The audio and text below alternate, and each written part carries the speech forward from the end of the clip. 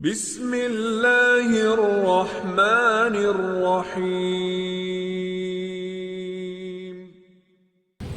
كفى بالبيت لا يقول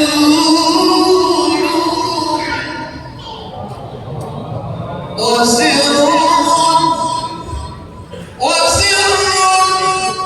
لا تحيط به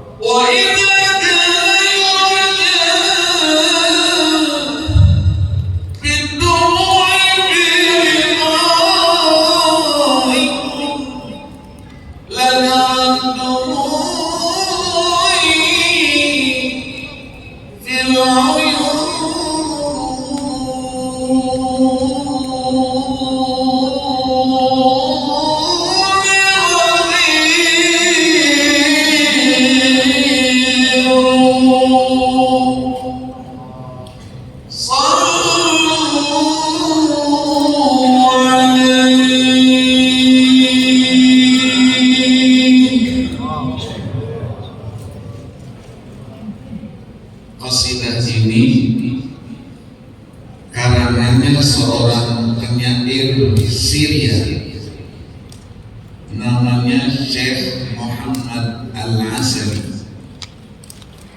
Beliau juga selalu bersama saya Dewan Hakim Musabaqah Internasional di Iran, di Dubai. Beliau tuliskan qasidah itu sembari memberikan penilaian kepada musabaqah itu. Peserta-peserta ditulisnya. Saya tanya sama beliau, apa yang Syekh tulis? Katanya, saya ingin memberikan hadiah qasidah kepada kamu. Dituliskanlah qasidah itu, masih tulisan tangan dia minta kepada saya, nanti saya lakukan di atas mimbar tilawah. Malam penutupan saya lakukan, saya tanya, lagunya mau lagu apa? Lagu Misri, lagu Hijazi? Dia bilang gabung dua-duanya. Saya bacakan, beliau di deretan kursi VIP turun ke bawah, turun ke pelataran, langsung dia nari-nari, joget-joget karena saking senangnya. Jadi gambarannya itu menceritakan keluarganya Nabi. Kafali alil baiti izzun la yazul. Cukup bagi keluarga Nabi itu satu kemuliaan yang tidak akan hilang. Wasirrun la tuhitu bihil umur. Menyimpan rahasia yang tidak bisa ditorehkan. Kemudian kafakum, cukuplah kalian ya Bani Zahra, wahai Bani Zahra, Fatimatus Zahra, fakhrun, satu kebanggaan. Kalau tidak Nabi ucapkan itu, idza ma qila jaddukum Rasul. Karena Nabi orang yang tak pernah berbangga dengan keturunan. Ana, kata Nabi, sayyidu waladi Adam wala fakhr. Aku ini penghulunya manusia secara keseluruhan, tapi tidak pernah sombong. Maka kalau orang-orang mengungkit silsilahnya keturunan Nabi, itu adalah orang yang jahil, orang yang bodoh. Bapak kalian adalah Farisul Hijaz, seorang pahlawan besar. Siapa itu namanya? Sayyidina Husain. Ibu kalian siapa? Fatimatus Zahra al-Batul, putrinya Nabi Muhammad SAW. Allah Subhanahu wa Ta'ala berfirman, siapa yang tidak menghormati kalian apabila kalian tidak bersolawat kepada mereka, maka tidak ada nilai solawat kalian itu. Maka diceritakan siapa induknya. Ya qaribi, orang yang sedang bersembunyi dia di belakang layar. Maksudnya Qurbatul Khudra, makamnya Nabi Sallallahu Alaihi Wasallam. Ya qaribi, ya qaribi, khalqat diyari tahiyatan. Disampaikan satu penghormatan. Ungkapannya kemudian, kaifas sabil ilaikum fa'atir. Bagaimana aku mau sampai ke sana? Aku harus terbang. Maka ditanyakan, apakah ada seekor burung yang bisa aku pinjam kedua sayapnya? Dengan kedua sayapnya itu aku terbang untuk menemui baginda Rasulullah SAW. Maka dekat kepada Nabi, dekat kepada keluarganya Nabi, itu adalah satu nikmat, satu rahmat. Menjauhi Nabi, menjauhi keluarganya Nabi, itu adalah satu malapetaka.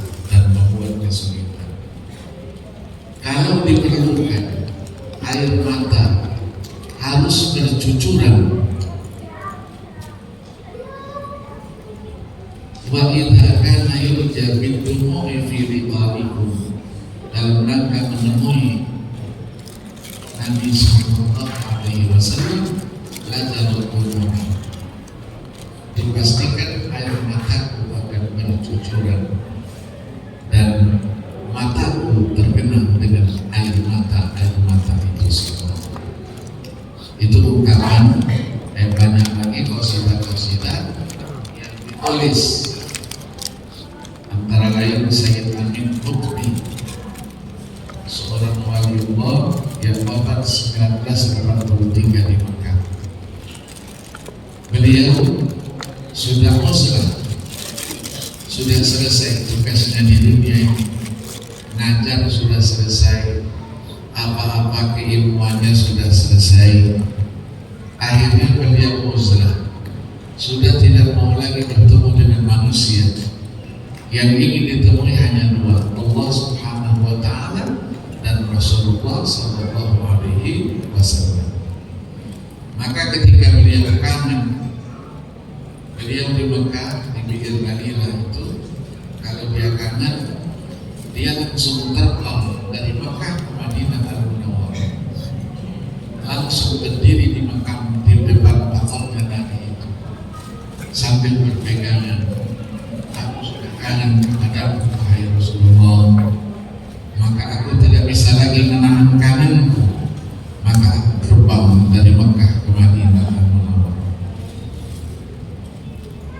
Disitulah dia ungkapkan pertemuannya dengan Nabi, kesenangan dan kegembiraan. Banyak cerita-cerita yang menurut akal logika tidak mungkin terjadi, kecuali untuk orang-orang yang khusus seperti beliau, karena beliau adalah seorang waliullah yang kesayangannya Allah Subhanahu wa Ta'ala, dan lain-lainnya. Ulama-ulama lain di Mekah, di Madinah itu mempunyai keistimewaan.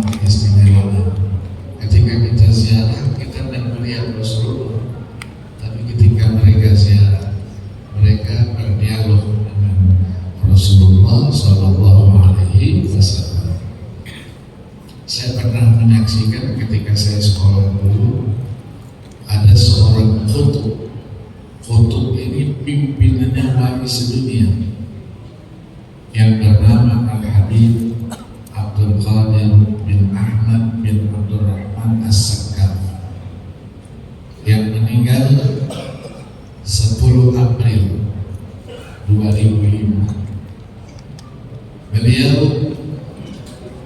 sudah uzur ketika meninggal. Beliau umurnya sudah 107 tahun, duduk di kursi, tapi masih kenal sama orang. Saya kalau datang, saya ciumin, saya bisikkan, Akil datang, oh iya, ingat, saya ingat. Nah, beliau ini kalau ziarah ke Madinah Al-Munawwarah, beliau tinggalnya di Jeddah. Ziarah ke Madinah Al-Munawwarah, dari sejak masuk dari pintu Babu Salam itu banyak orang yang ikut di belakang. Karomahnya dia, penjaga itu semuanya hukum. Kan di sekitar makam Nabi kan tentara-tentara yang menjaga. Itu tidak bisa berbicara dan mengucapkan satu kata pun. Diam. Beliau langsung mengucapkan Assalamualaikum ayyuhan nabi wa rahmatullahi wa barakatuh. Diikuti oleh orang-orang di belakangnya, seolah-olah beliau berhadapan dengan junjungan Nabi Muhammad Sallallahu Alaihi Wasallam. Itulah katanya salah satu karomahnya dia. Ya, karomahnya dia karena para aulia ini alamnya sendiri, kita tidak bisa menyaksikan. Saya selalu mengkomunikasikan itu dengan kakek saya, ayah saya, hidupnya di Palembang. Husain, seorang waliullah. Ayah saya Habib Husain, saya sampaikan salam dari kakek saya dan ayah saya. Apa dia bilang? Baru saja ketemu saya, padahal dia di Madinah, orang tua ini di Palembang sana. Ini alamnya alam Aulia, alam Aulia. Tahun 77 beliau ziarah ke Indonesia. Kota pertama yang didatanginya setelah Jakarta langsung ke Palembang. Saya belum pulang karena saya naik pesawatnya sore hari, beliau datangnya jam 10 siang, 10 pagi. Turun dari pesawat, yang ditanyakan Habib Ali bin Ahmad bin Muhammad Bang Husain. Lalu dapat ketemu. Beliau sedang sakit, waktu itu kurang sehat, tidak ikut ke bandara. Ayah saya yang jemput, Husain mana? Ada. Terus dijemput, dibawalah ke tempat beristirahatnya di perkampungan As-Segal, di rumahnya Habib Muhammad Mulahila. Saya sore datang, ketemu orang tua, pagi-pagi subuh saya terus sowan datang kepada Habib Ali bin Ahmad bin Muhammad Bang Husain. Saya jabatan tangan, langsung Habib Ali cerita. Kemarin Habib Abdul Qadir datang, tiba di Palembang, dan bertanya ketika turun dari pesawat, di mana Habib Ali? Habib Ali ternyata kurang sehat. Nah, saya terus sampai kepada beliau katakan, nanti kamu mau ke sana. Iya, sekarang saya ini mau ke sana. Sampaikan kepada beliau, nanti saya jam 7 insya Allah ketemu dengan beliau. Saya sampaikan kepada Habib Abdul Qadir, saya sampaikan, kata Habib Abdul Qadir, tidak, saya yang datang, bukan beliau yang datang ke sini. Kasih tahu sekarang, anak-anak cepat menyusunnya dengan motornya, kasih tahu Habib Ali tunggu di sini saja. Akhirnya saya yang bawa ketemu. Padahal Habib Ali ini orang yang tidak bisa dengar, yang pendengarannya dari tahun 14 tahun sudah tidak bisa dengar, ngomong dengan bahasa isyarat. Begitu Habib Abdul Qadir datang, dia berdiri di depan rumahnya, langsung menyampaikan puisi-puisi, syair-syair. Dijawab sama Habib Abdul Qadir, dia jawab lagi. Orang mulai bilang, ngomong dekat saja yang ngerti, jaraknya 10 meter kok bisa berkomunikasi. Ya, nah begitu Habib Abdul Qadir berikan sambutan, dia puji-puji, dia bilang, jaga manusia ini. Maqamuhu a'la minni bikasir. Maqamnya lebih tinggi dari aku, jauh. Jaga. Saya di sebelah beliau, dia ngomong apa tadi, kata jadi tadi, nah dia ngomongin saya, dia ngomongin saya. Ya, itulah Habib Ali bin Ahmad bin Muhammad Bang Husain yang meninggal 21 Januari tahun 1985. Makamnya di Palembang, dan itulah kehebatan para auliya Allah, wali-waliul Allah. Kita ucapkan selamat datang. Saya nunggu antum tadi. Iya, karena saya tahu al-dhaif kal-mayyit baina yaday al-qasid. Tamu itu bagaikan mayat yang ada di tangannya yang memandikan.